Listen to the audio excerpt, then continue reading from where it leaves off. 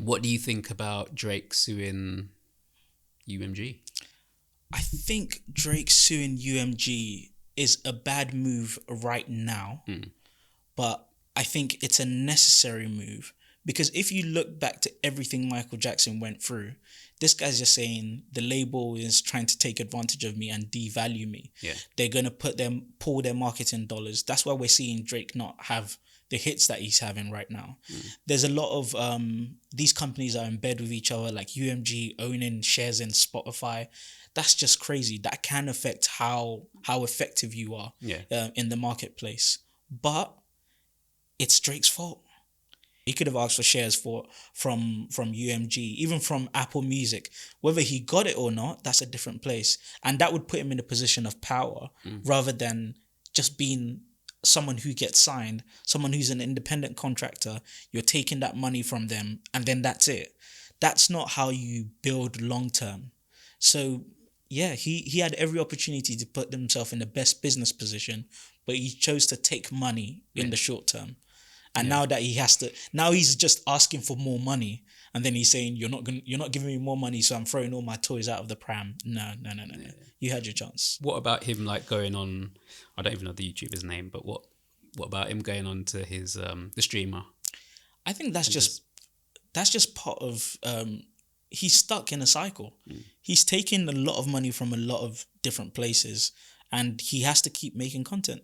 He has to post content for state.com every month. So regardless of, a lot of people during this beef have told Drake, hey, go away for a bit and let us miss you. Not when you've taken 180 million in a deal. You can't go away. Okay. He's going to be here. And companies are incentivized right now to still push Drake. But when he's out of those contracts, when he's fulfilled these obligations, will we see the same support for him over and over again? I don't know. So do you feel like this is like he's had his rise? Do you feel like it's now the decline of Drake or? Yeah, it feels like it is the dip for Drake. And even Jay-Z's gone through this. Different people have gone through this. But what ended up helping them is that they had strong business relationships that would bring them back. What I do hate in all of this is revisionist history about Drake. I hate the revisionist history about what happened with Drake. Drake is a great musician. Drake is a great rapper. Okay. Drake had massive impact. But now people are trying to rewrite history and they're like, Drake, when has Drake ever done anything great? Like, really? This guy is one of the best rappers of our generation. He genuinely is. Is he a great rapper or does he have great ghostwriters? Hey, some of the greatest rappers of all time have great ghostwriters. No. I do get the ghostwriter thing, and Kendrick has ruined some of Drake's best songs for us.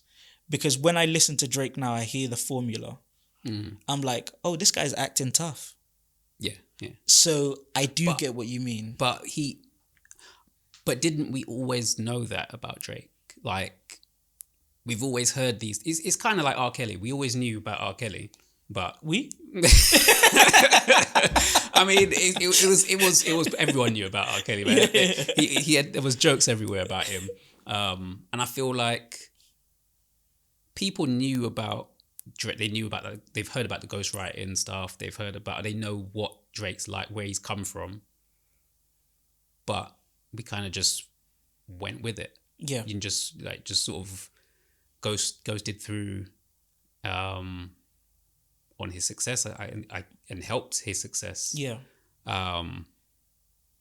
So yeah, I agree it is revisionist history, but at the same time, I don't know. Like I think he's a good musician. Yeah. I would put him more in a pop artist category than being like he's a great rapper. I do get what you mean. It's hard to listen to Drake now and not think, oh, I wonder who wrote this for him. Yeah. Even during the beef, I was like, did he actually write these songs? Like, was it actually his songs that he wrote? I won't lie, I thought that as well. Yeah. But do you know what was eye-opening during the beef? Everyone loved Tailor Made. When I heard Tailor Made, I was like, this is what it looks like when Drake writes his own songs. And I wasn't that impressed. Okay. I could hear his actual voice, I felt like that was his pen on that song. Yeah. But when, as much as everyone hates Heart Part 6, I felt like that was some of his best rapping, that whole battle. Yeah, I agree. Genuinely. So, but then when I heard the Heart Part 6, I was like, is this his Did pen? he rap? Yeah, did he rap? So, and that's I think that affects the way for me personally, that will affect the way I listen to Drake in the future. And I think Drake's best bet then is in the future having people rediscover his songs. So the next generation be like, wait, I don't know what you guys are talking about with Drake. This is some of the best R&B tunes that we've heard. When he gets to that point where he's like a 50 and people are starting to sample his songs, that's when I think people will start appreciating Drake again. But yeah, he had his time. It's good. But Kendrick is a psychopath. No, Kendrick is a maniac. Kendrick is a maniac. And I want to go on record and say, I wouldn't be surprised if Kendrick releases an album going at the audience and exposing the audience in terms of us as consumers for what we really are.